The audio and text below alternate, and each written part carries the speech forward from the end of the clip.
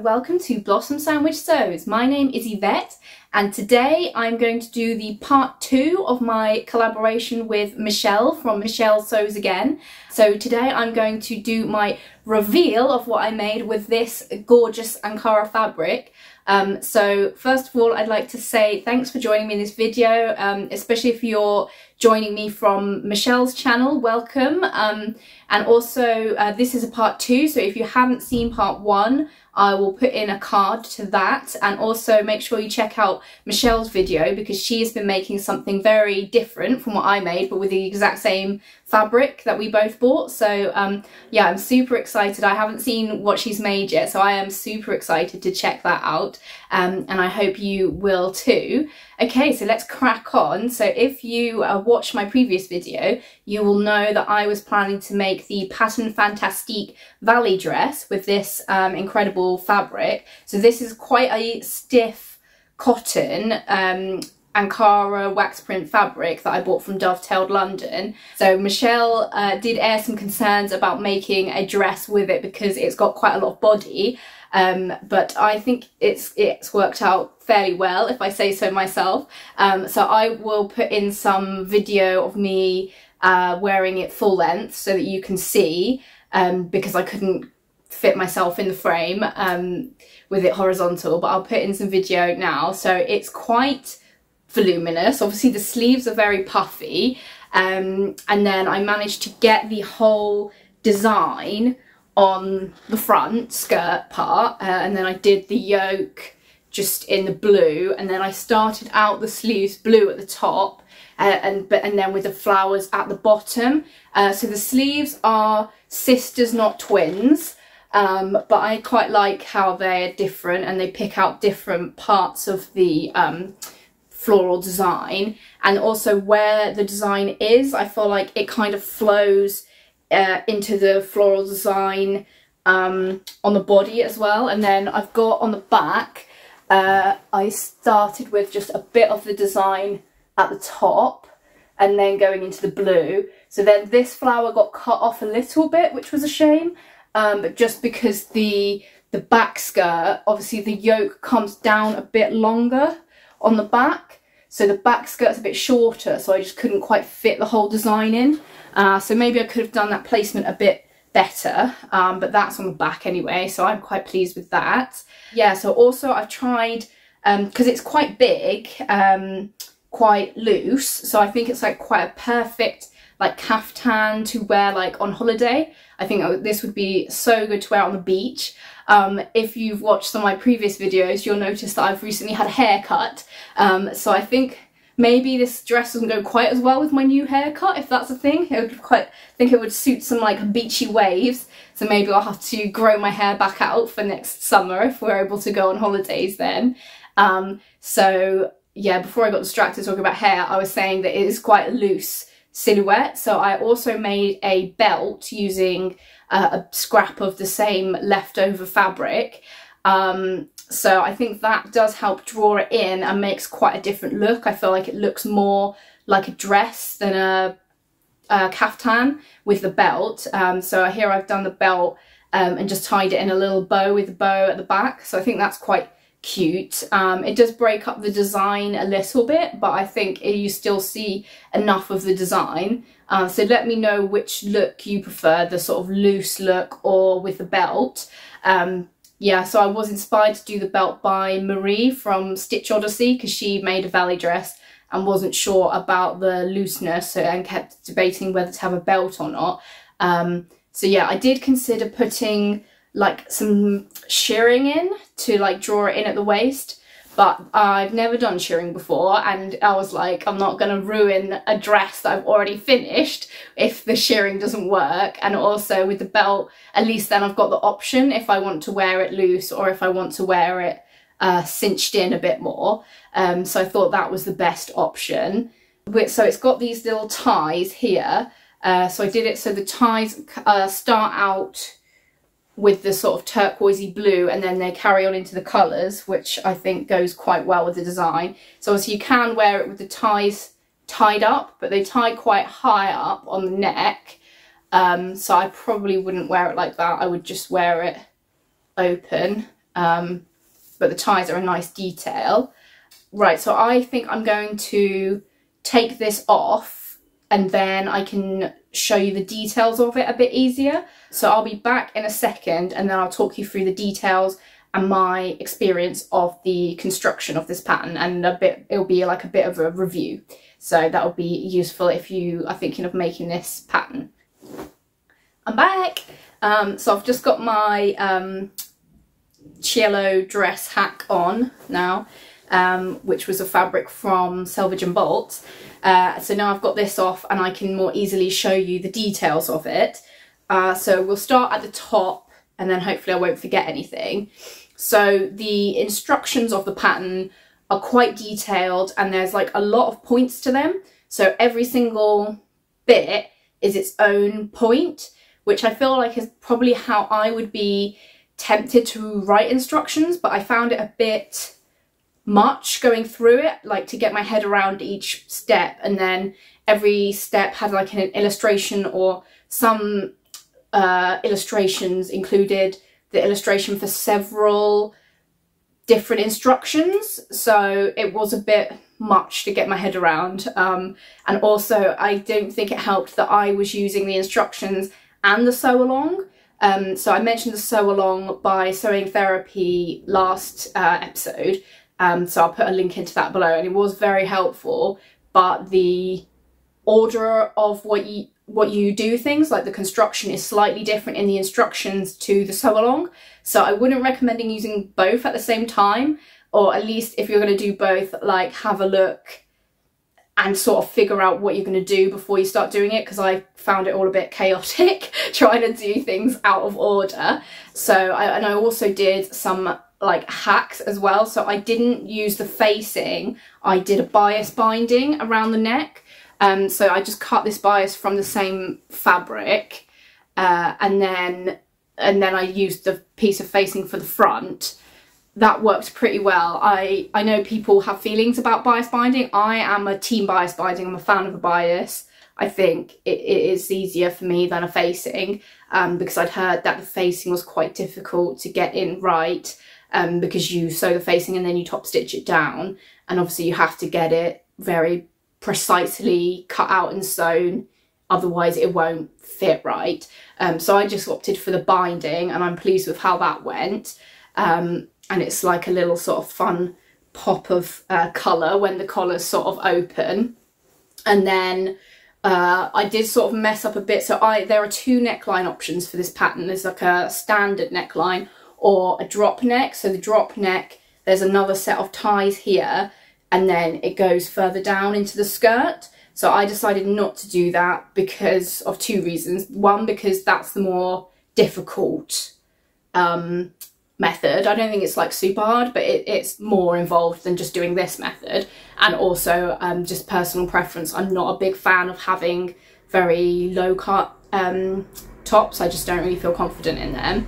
So I did the standard neck line, but what you're supposed to do is like sew the facing on and then open it up and then sew them up a bit more, so that the bottom is together. I don't know if you're sort of seeing this or any of this makes sense, but you're supposed to sew them up a bit more and then it's open. But I kind of missed that instruction because I was doing the sew along, and the sew along's the deep neck version, and it's like in a weird part of the instructions.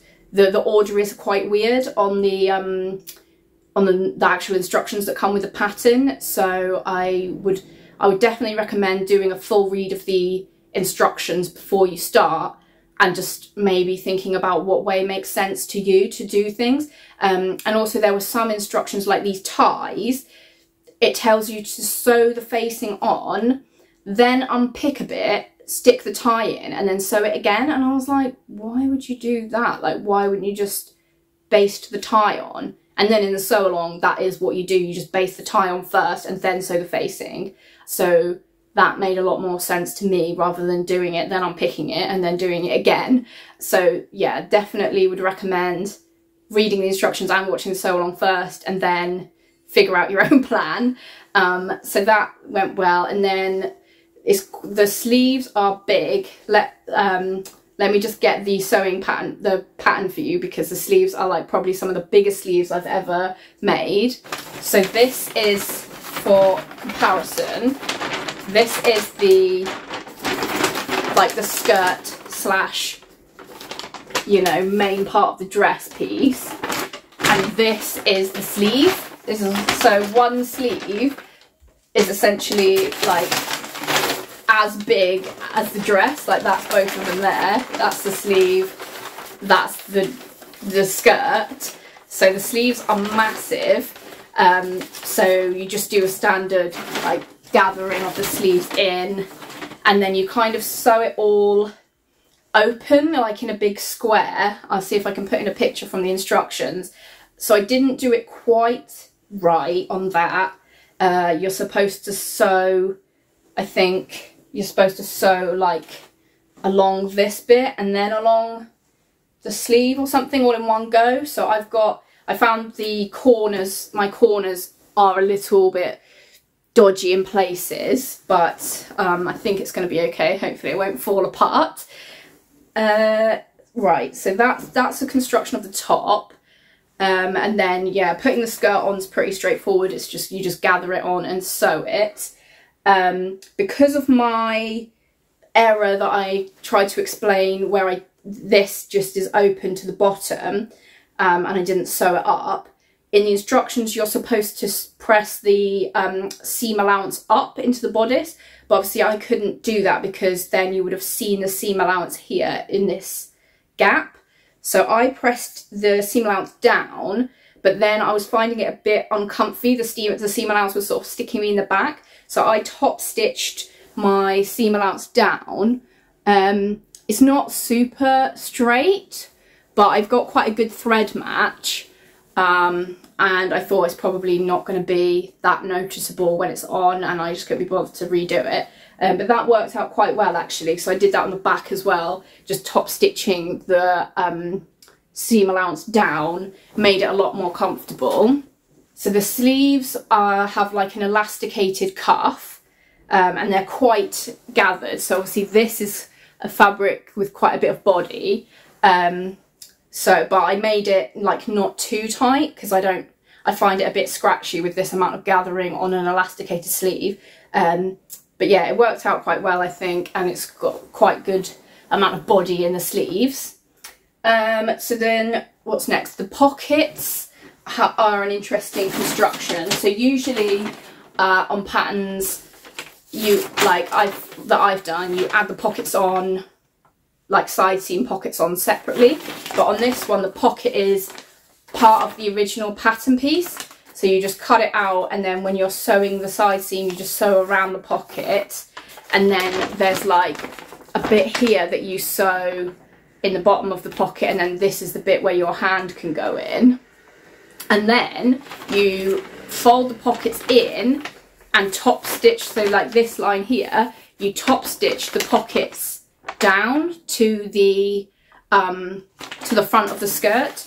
So you can't really see mine because I used a good thread match. You can probably just about see it there, but yeah, that's a different way for me to do pockets.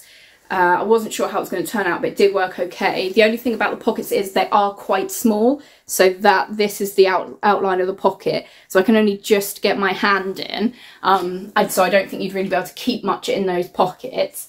But with them top stitched down to the front of the skirt, I guess the pocket itself would not drag as much, because you know sometimes if you have a pocket and you put stuff in it and then it sort of drags your whole, you know, the pocket, it is sort of supposed to be like that, but then it's hanging like this and it pulls it out of shape weirdly. Yeah, so I guess you could try making the pockets bigger but doing them in the same way. That might be interesting to see how that goes. Then the only other thing is the hem, I guess, which I am really pleased with how my hem turned out. I haven't really done a hem like this before, because it's curved. You just do kind of quite a narrow hem. I did consider using a rolled hem foot because I've got a bunch in like different sizes, but I've never really had much success with them. I think they rely on you getting the fabric in, you know, in right at the start, and then you can just go, but I have struggled. But what I did was what it suggested in the instructions, where you overlock the edge and then you just fold it, you know, you do a double fold with that. So I've not done that before. I kind of thought, what's the point of overlocking if you're going to then fold it under, because it's obviously not going to be a raw edge anymore. But it turned out really neat, because obviously the kind of bulk of the overlocking held it all the same size, so then it turned out really neat. So I'm quite pleased with that.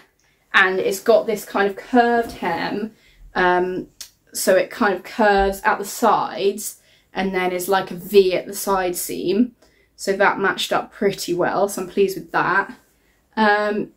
Yeah, oh, and I used for overlocking my rainbow overlocking thread. So if you're not a fan of changing your overlocking threads, which I know a lot of people aren't, I just use rainbow overlocking for everything, because that goes with all the colours.